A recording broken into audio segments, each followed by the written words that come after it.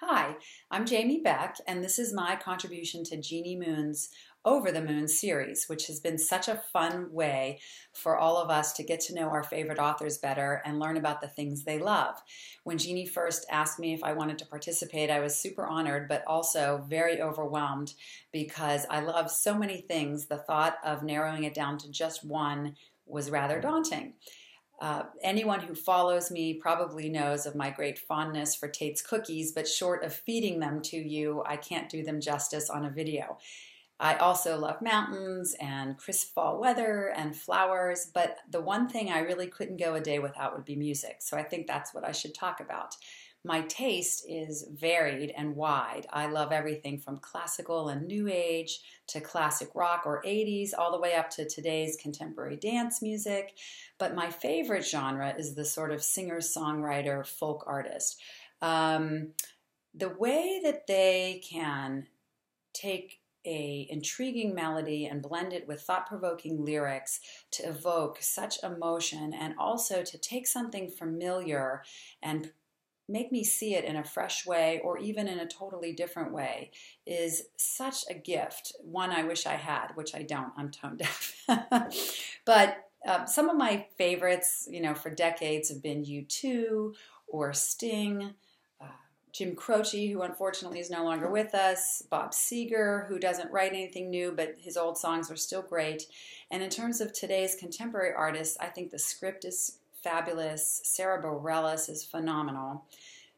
Lifehouse, David Gray with his rich textured voice that's so lovely to listen to.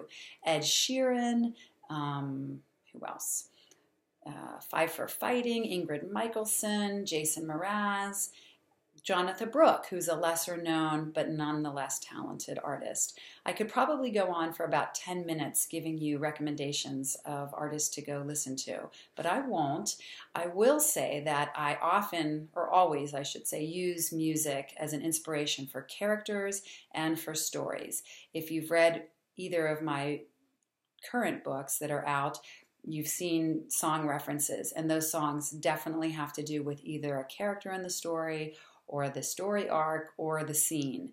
And my upcoming book, which comes out in about a week, comes out October 6th, this book was inspired by Billy Joel's And So It Goes.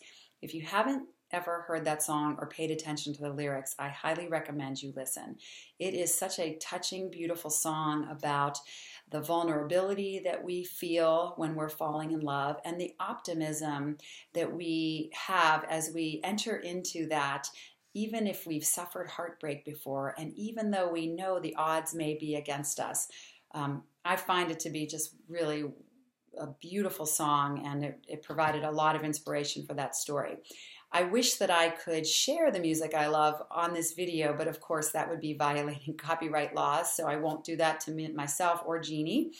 I will say that you can find all these songs on YouTube, or on my website I have an extras page where I use Spotify. So it's a legal method of sharing music, and I've created playlists for my books. So if you're ever interested and you want to hear the songs that I think relate to those characters and stories, you can do it there. And I think I will end here so that I don't bore you with more tales about music. I hope you have a great day. Go listen to an awesome tune and have a wonderful afternoon. Thanks. Bye.